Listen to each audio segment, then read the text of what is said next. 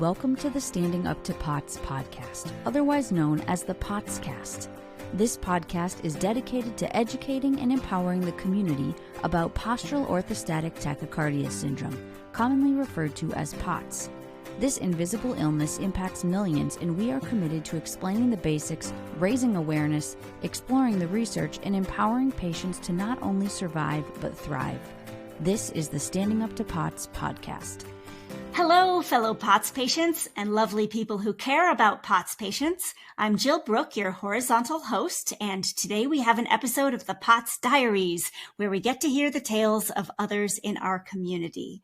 So today we are speaking with Mel, who is a nurse, and thank you so much for joining us today, Mel. I'm so excited to be here. I am, like everyone else, sorry that people understand what it's like to be dealing with this particular monster that is POTS, but I'm really happy to be here and talking with the rest of my community. Yay! So for starters, where are you and how old are you? So I am currently living in El Paso, Texas, and I will be 31 in a couple of days, actually. Happy birthday. Okay, you have kind of a cool job. Can you tell us what you do? Yes, so right now, it wasn't the exact job I thought I was going to be when I set out on becoming a nurse. But when I started working the night shift as a nurse, I noticed that I was getting all sorts of the weird hallmark symptoms that we all know are the very trademarks of being someone who lived with POTS. Whenever I was standing up, moving, changing positions, I was getting really, really sweaty. I was getting really lightheaded. And multiple times I actually had to move down to sit on the floor because I'm like, oh, this is not normal. This should not be happening. During that time, I was working as a nurse in a postpartum unit. I really enjoyed getting to do all that patient education with new families, but I ended up having to leave that position because my body was just not having it.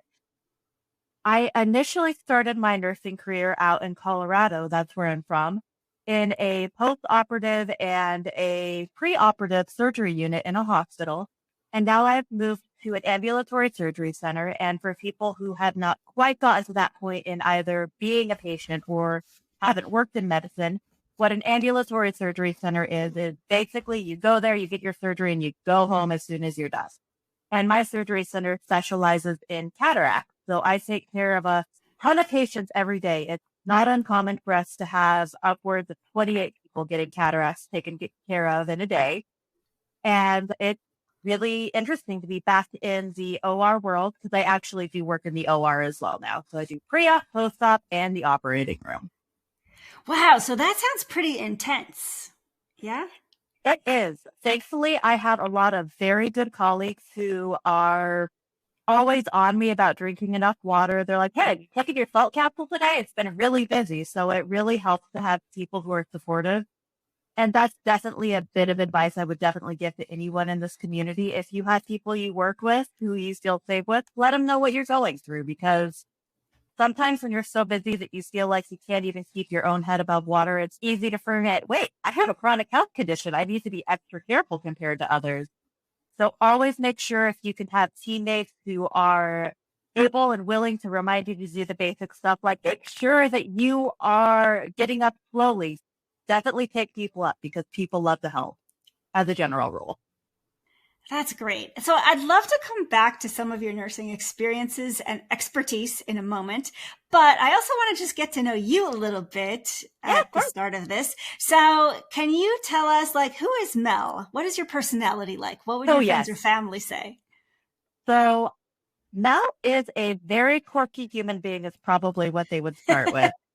I am super into knitting, crocheting. I love to bake. So on one hand, I'm a secret 80-year-old woman, but I also am super into writing. I am actually working on an article that is going to be published soon by one of my colleagues' charities. It's called The Gold Corner. It's for people who are currently in a family unit that has a child who is going through childhood cancer, or unfortunately a child who passed from cancer. So I'm writing for them right now. And I also absolutely love cats. I feed our local trap, neuter, return colony. So if someone doesn't know what a TNR colony is, which is trap, neuter, return, it is basically the most humane way to help take care of kitties who are unfortunately on the streets because, well, as soon as a cat's feral, they're never going to be happy inside. So what we do is we go in, we get them fixed so they don't make more cats. We take care of their medical needs as best as we can, and we feed them. Okay, so please explain, like I'm 5 years old, why would a cat not be happy if it's feral? So if a kitty is feral, they're never going to be happy in a shelter trying to be in a person's house. There's actually like a critical window where if they get past certain ages of kitten and they don't get socialized with humans, they want nothing to do with people. Ah, okay. Good to know. Yeah. Okay, other cool things you do. What do you like to crochet and knit? My current thing I've been working on a lot are socks. I have been making so many socks lately, which is unfortunate because I can't really wear them and they're on top of my compression hose. So it's basically like a nighttime wear thing because otherwise I'm going to overheat during the day. But they look great. So I have this stereotype of nurses that you are completely nailing. And so I'm wondering if I can run it by you. It seems like people who are nurses are so interested in so many different things. Like they're so capable. They're so able to do so many things. Like they have so many skills. And I've noticed this. They're just like doers. Is that accurate? You know, I actually have never heard someone use that as a stereotype that they feel like makes sense for nurses, but it does completely make sense because unfortunately with the way that healthcare is in the United States, anything and everything that needs to get done ends up going to the nurses. So it's like, oh, you have a patient who is starting a brand new weird medication. Okay, well, I guess I'm doing all the education on this new medication for the patient, even though probably a pharmacist would be a better choice for that.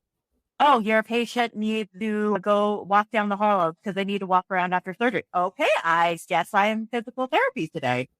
And then it's like, oh, we cleared out the patient room. They've been discharged. And the environmental services isn't available right now. Okay, I guess I'm in the EVS person. So that actually is probably been one of the nicer stereotypes I've heard about nurses. But yeah, anything and everything that needs to be done in healthcare that doesn't have another person available, it goes to the nurses. So we kind of do have to be jacks of all trades. Okay. I don't know if I'm allowed to ask this. What are the other stereotypes of nurses?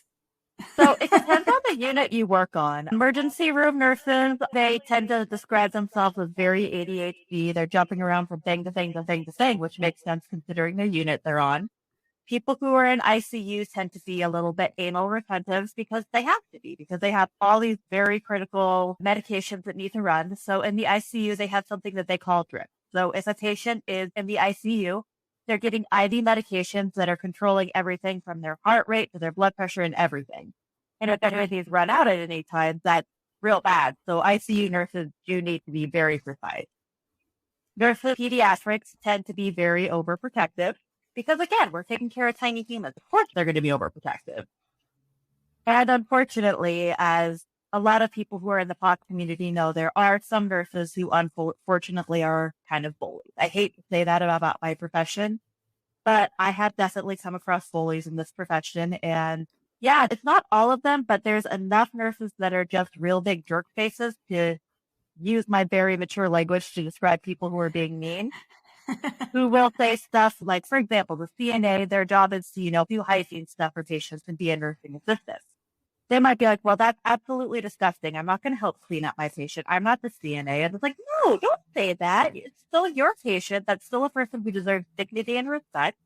Not just the patient, but the CNA. Let's all work together and be nice. So unfortunately, bully does kind of fall into nursing, but I could go into a huge conversation about why bullying is an issue in nursing, but that's not why we're here.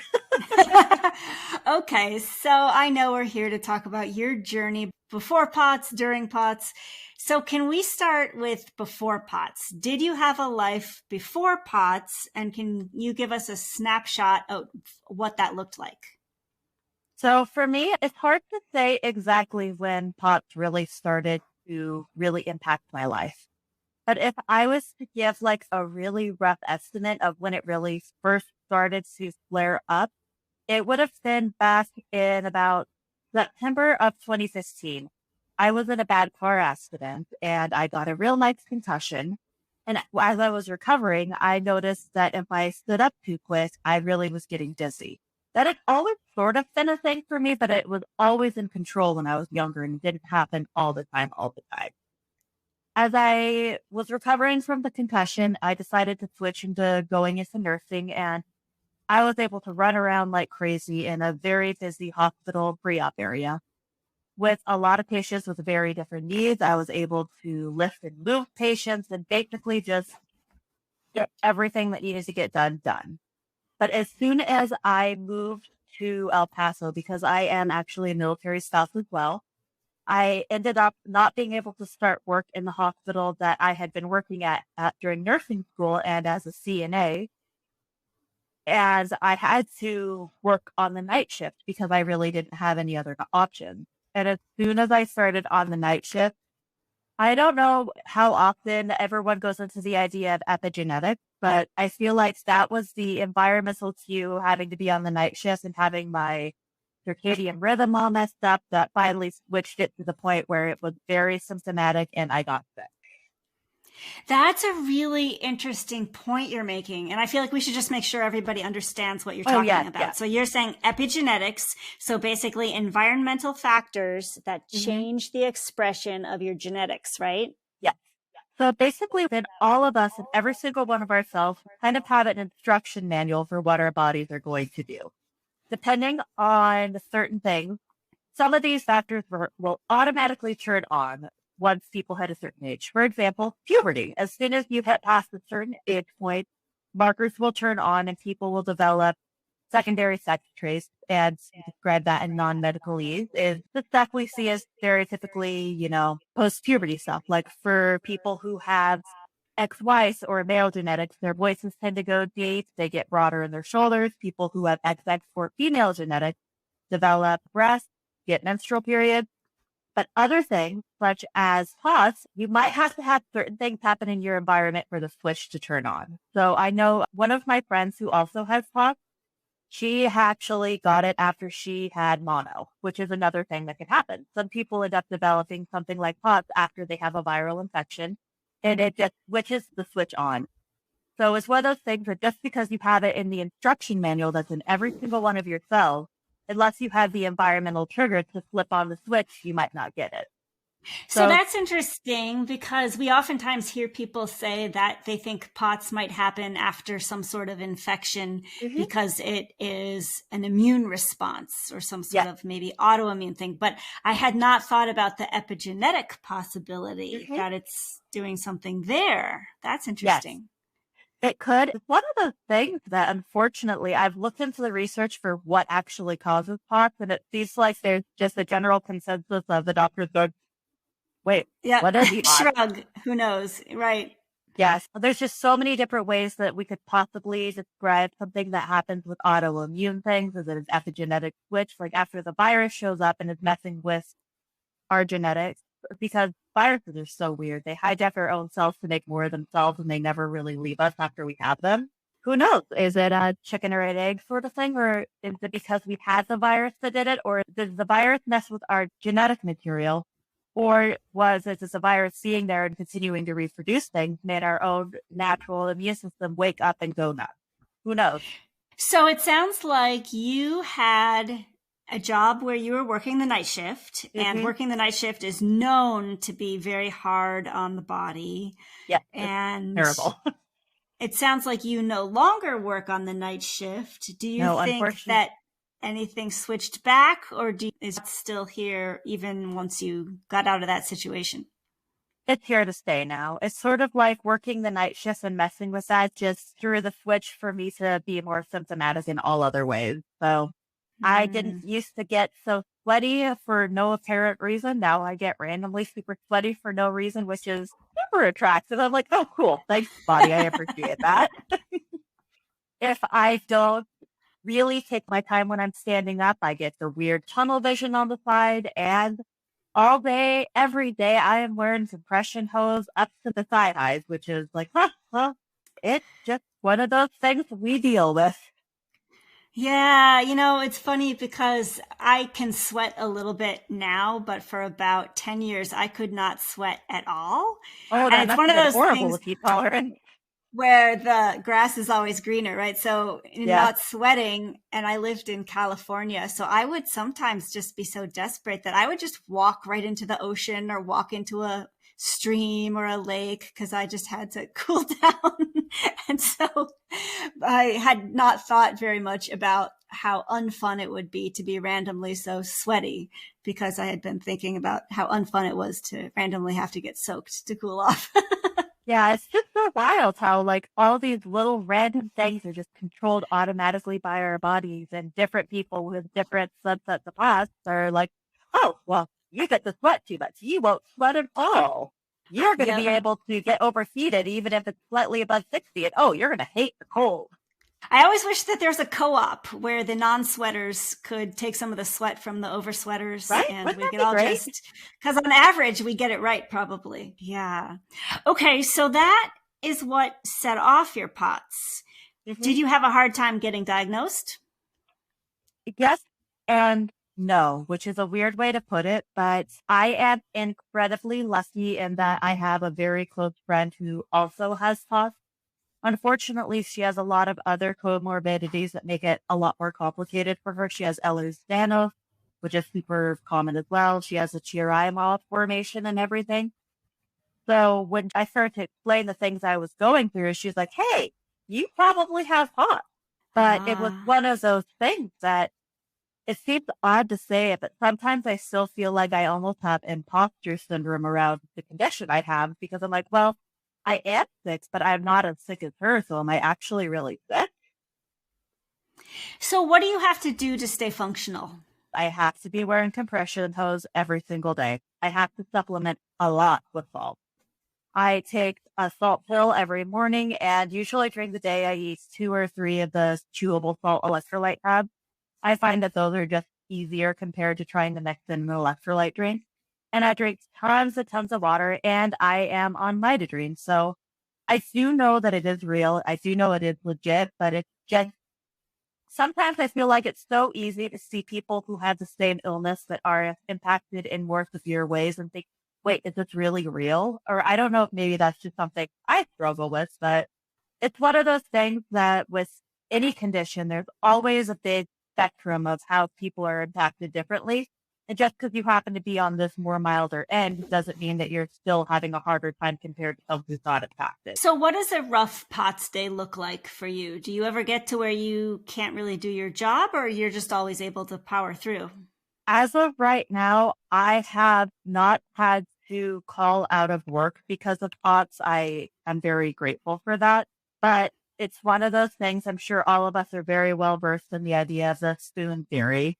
If I'm really having a day where I'm pushing myself hard because it's been an absolutely crazy day, when I get home, I have to lay down, I have to take a nap, and it catches up with me really bad. So when I'm having a particularly bad POTS day, I will be having the orthostatic intolerance a lot more. I look down at my Fitbit and I'm like, oh, wow, would you look at that? My heart rate is 15 beats higher than it normally is right now. Wow, that's not cool. I realize that since I do have this condition, I do need to be a bit more careful compared to a lot of people with, days where you push yourself too hard. So I did request to be moved to part-time at work, which I'm very grateful and very lucky in that I'm able to do that financially with my spouse. Not everyone can do that, but I'm looking into other ways that I can try to support myself because student loans, right? Right, right. So we are often asking the POTS patients, what do you wish more healthcare practitioners knew about POTS? And I am eager to hear that answer from you. But I would also love to hear, what do you wish more patients knew about being a nurse? And what can patients do to make your job easier? And what can they do to help you help them better? It's always interesting when people ask me this because it's one of those things that in a perfect world, we wouldn't be having to ask our patients to try to make our lives easier because there would be enough of us that patients wouldn't even need to worry about how are the nurses doing. Because I hate that that's even a conversation we have to have because patients, when they come to the hospital, are, with the exception of maybe labor and delivery, but even then you could argue that they're not really at their best because they're exhausted. They just had to find a human. they're tired, they're not feeling well, and the responsibilities, is my nurse doing okay, shouldn't at all go to the patients. But unfortunately, that's not really the reality of what healthcare looks like in the United States. From what I understand, the only state still in the United States that has mandated safe ratios for nursing is California. Because there's actually healthcare research that has shown that for every additional patient, a nurse on a general care floor has above 4 patients, the chances of a patient having a really bad complication goes up exponentially for each additional patient. Oh, that's California, interesting. it is, and it's scary because California is the only state where I believe that they're still on 4 to 4 on days. It may have switched for night shifts, but I mean, on night shift, it's a little easier to have extra patients, a little bit, because ideally people are sleeping, but they're not really if you've ever been in the hospital setting. So just to clarify, what you're saying is that anytime that a nurse has to look after more than 4 patients On a general care floor. on a general care floor, okay, so that 5th patient makes it so that all 5 of those patients are more likely to have something bad happen. If you add in a 6th, 7th, or 8th, it just goes up exponentially. Yeah. And what kinds of bad outcomes are you talking about? To be super blunt, things that can kill people, like developing sepsis, developing a pulmonary embolism. Again, I really don't say this to try to scare people, but it's the reality. Wow. Well, it speaks to the importance of nurses, because what are you not doing for your 4 patients if you have 5 or 6 or 7 or 8? So the biggest thing is we have less time to actually be in there with each individual patient. A lot of the things that start to change early, like, for example, if someone is starting to develop, let's say, sepsis, they might just start acting a little confused. So, like, if you went in and talked to Mr. Smith at the start of the day, he was really cheerful. He was able to explain exactly all what his family was doing on their vacation, and was just, like, really with it. And then when you go back at lunch to give him his lunchtime medication, you notice that he seems really confused. He doesn't really exactly know what's going on. You'd be able to catch, like, ooh, something's not right. Let's look into this a bit more. But let's say that at the start of the day, you just found out that one of your coworkers had to call in, and now everyone's getting 6 patients today. You may have only had 5 minutes to chat with Mr. Smith, and you wouldn't have had time to learn, like, where exactly he is upstairs.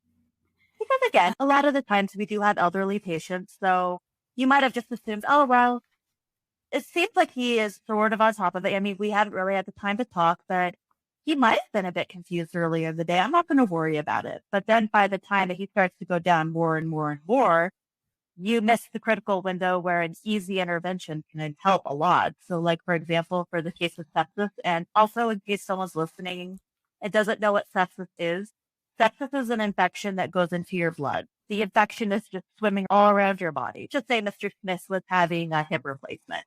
He may have had some bacteria hanging out nearby his incisions by his hip, but if he ends up with the sepsis, the bacteria that were just hanging out by his hip have now moved into his body and are just kind of circulating everywhere, which is no bueno, not good. Yeah, so I can see where this is huge. Okay, so back to this question of what patients can do to make your life easier or to help you help them more. Okay, yeah. So anyways, now that I've scared you about nursing ratios, so some of the most easy things you can do to really help us help you is, as much as possible, try to give us heads up about things before you need it immediately. Because let's say you hit your call bell and you're like, oh, I need to use the bathroom right now, right now, right now. We might be in a situation where all of us and all of our nursing aides are super preoccupied. It's not that we don't care, but we are stuck in another room. We can't get out. Someone's getting a dressing change. If you have to go right now, there might not be time to get to you in time before you are using the bathroom, or for example. So as much as possible, try to anticipate when you might use the bathroom, like soonish. If you're starting to feel like, oh, I'm starting to feel like I might need to use the bathroom, I'm going to hit it now to say, hey, no rush. When you can, I'd like to try to use the restroom. Just like you would do on a car ride. Exactly. Yeah. Anything else? We are giving medications in the hospital. Ideally, we want to give it exactly when it's due, but we actually, depending on the hospital you're at, there is like a 30-minute window so before and after of like a buffer zone. So try to be understanding if it's a little bit later than you expected. Because I mean, of course, with people who have POTS, we usually have a ton of medication. And depending on how many other patients a nurse has, it might be a little bit late. So try to be understanding, of course, if it's something that you need to have right at that time, make sure the nurse knows, like, hey, this is really important that for me and my health, that it needs to happen right now. Like, for example, if you know that you tend to get really, really symptomatic if you don't get your labetalol at a certain time every day, just try to let them know when they first come in to see you at the start of their shift. They're like, hey, just so you know, every day, I'm really careful about always taking this medication at this time. I know that it's really hard with how busy you guys can get, but this is a medication that's really important. But for someone, let's say, who has mast cell activation, and as long as they get all their Benadryl they need in a day, it doesn't matter exactly when, be a bit flexible with it. And Okay, great. the last big one is around pain control, I would say, because unfortunately, a lot of us also sometimes deal with chronic pain. If you are getting pain medications and it's not working, you need to talk to the doctor, unfortunately, because as much as we try to advocate, we don't have the ability to change medication. Mm-hmm. If you're hurting so bad, don't be afraid to say, hey, look, I need to talk to the doctor, because then if we're able to say, hey, look, my patient is in 10 out of 10 pain, we've maxed out all of the medication options you have given us. Can you please come talk to the patient? They're more apt to try to get something in to help you more, because there are definitely, unfortunately, some nurses who feel like it's their job to try to like, well, I don't want a patient who get an addiction of an opioid. Most of us, like the vast majority of nurses, understand that if someone's in the hospital and they're in pain, that's not the time to be worrying about that. And they don't want their patients to be hurting. Yeah. Okay, so now I want to ask you the opposite question. As a POTS patient, what do you wish more doctors or nurses understood about POTS? The biggest one, and this was actually part of my diagnosis journey, is we really are not making this up. And when you are getting ready to do a test to try to rule out other things, make sure that you are making it very clear to your patient that this test, you're not really necessarily expecting anything to come out of it. For example, when I did my Holter monitor test, the doctor who I was seeing didn't even tell me that she didn't even know what POTS was until after the Holter monitor test was done, which I'm like, I even told you that's what I was worried about. And she just was like, well, I feel absolutely nothing. There's nothing wrong with you. It's not helpful, and it's very disheartening. And I just wish that more doctors were afraid to say, hey, look, this test is to rule something out. If it doesn't show me something, it doesn't mean that I think you're making it up. It just means that it's not this one thing that I thought it could be. Yeah. Do you have anything you'd want to say to your fellow POTS patients who may be listening? Don't give up. If you're having a bad experience with a doctor, it's not you. There is absolutely no shame in trying to find a doctor who you know specializes in the condition that you're working with. That's actually the reason why I was able to get my diagnosis. I went to a Facebook group and I was like, hey, has anyone seen a doctor in this area who specializes in this condition?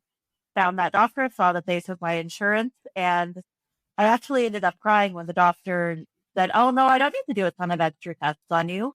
I know exactly what you're dealing with. Let's try some medicine and see if it helps you. And it was just amazing. I feel that it's not unfair to say that most of the listeners are probably women, since POTS does disproportionately affect women. It's really easy to go into the saying of having doctors like, oh, well, you're just stressed out, you're anxious. It's someone saying stuff like that, find a different doctor. It's hard. It's a lot of extra mental work that we shouldn't have to do. But unfortunately, with the condition we have, we do have to advocate for ourselves in that way. Amen. That is great, great advice. So my last question is, why did you agree to let us share your story today? Well, I do feel that, unfortunately, because I do know that my friend who also has POTS has had a lot of bad healthcare experiences. I think in some way that helps to know, hey, look, there's even some nurses who have this condition. It helps with the feeling of community. And there's just so many little things, like I forgot to mention earlier. For example, if you know that you're going in for an outpatient surgery, ask the anesthesiology team if they are doing what their exact rules are about stopping eating and drinking. Because a lot of people assume that it's still you have to stop at midnight the night before. But there's actually a lot of anesthesiologists now who are like, hey, as long as you stop 2 or 3 hours before, you're fine. So you can keep pushing your fluid so that you feel good. You can also be like, hey, I have a condition where I need to be wearing compression hose. Is it okay if I leave on my compression hose? Because here's the secret. Most of the time, we don't care. It's like, oh, hey, just so you know, the patient is wearing compression stockings. Cool. They're getting a procedure done on their nose. I really don't care that they're wearing compression stockings. But it never hurts to ask at the beginning and be like, hey, these are the things I need to do for my health. And unfortunately, I feel like a lot of the times we're afraid to ask these questions because you don't want to be a bother. But a lot of the times, like if you go in and tell the nurses like, hey, this is something that works really well for me. Is it okay if I do this? Most of the time they're like, yeah, sure, you do you. Oh, that's great. Great. Any more tips in the nursing bucket? Yeah. So if you are doing it already, it's a very, very good idea to get data on what your body is doing. So I do have one of those little wrist blood pressure cuffs. I'm not always as good as I could be about constantly taking my pressure, but I wear a Fitbit and I'm looking at what my heart is doing at different times of the day. It doesn't have to be anything as intense as, like keeping a big journal about like every single day what you're doing. But if you can notice like, oh, when I'm doing this particular chore, I've noticed that my heart rate is going up. You can find ways to maybe adapt it. Like, oh, whenever I'm doing dishes, my heart rate is going really high. I guess maybe I should look at getting a bar stool and sit when I'm doing this. So get your data and analyze what is going on with your body, because one of the things that you learn in nursing school is even the quote unquote gross stuff, like a patient's Foley catheter that's measuring their amount of pee. That's just data. Your body is letting you know what is going on by what it puts out. So keep track of everything that your body is doing. Ultimately, our bodies are just giving us lots of data every day. That's a great spin. When it's good, it's good. And when it's bad, it's just data. Exactly. That's just our bodies trying to say, hey, look, this isn't working, and just take that data and find a way to make it work for you. Excellent. Well, Mel, thank you so much for sharing your story and all of your great insights with us. We really appreciate it. Of course. And I know that everybody listening wishes you only the best going forward. And now they probably wish they could have you as a nurse next time they need a nurse. It would be nice because, again, I absolutely love taking care of my patients. And when you do have an experience with a nurse who's being mean, know that there's at least one nurse out there who hears you, understands, and knows that you're not making anything up. Because unfortunately, sometimes healthcare professionals might assume that. So there's at least one of us out here, but I can say from my own personal experience with my colleagues, there's a lot of us. Oh, good. That's so nice. Well, thank you again. And hey, listeners, that's all for today. We hope you enjoyed today's conversation. We'll be back next week. But until then, thank you for listening. Remember, you're not alone, and please join us again soon. As a reminder, anything you hear on this podcast is not medical advice. Consult your healthcare team about what's right for you. This show is a production of Standing Up to POTS, which is a 501c3 nonprofit organization. You can send us feedback or make a tax-deductible donation at www.standinguptopots.org. You can also engage with us on social media at the handle Standing Up to POTS. If you like what you heard today, please consider subscribing to our podcast and sharing it with your friends and family. You can find us wherever you get your podcasts or at www.thepotscast.com. Thanks for listening.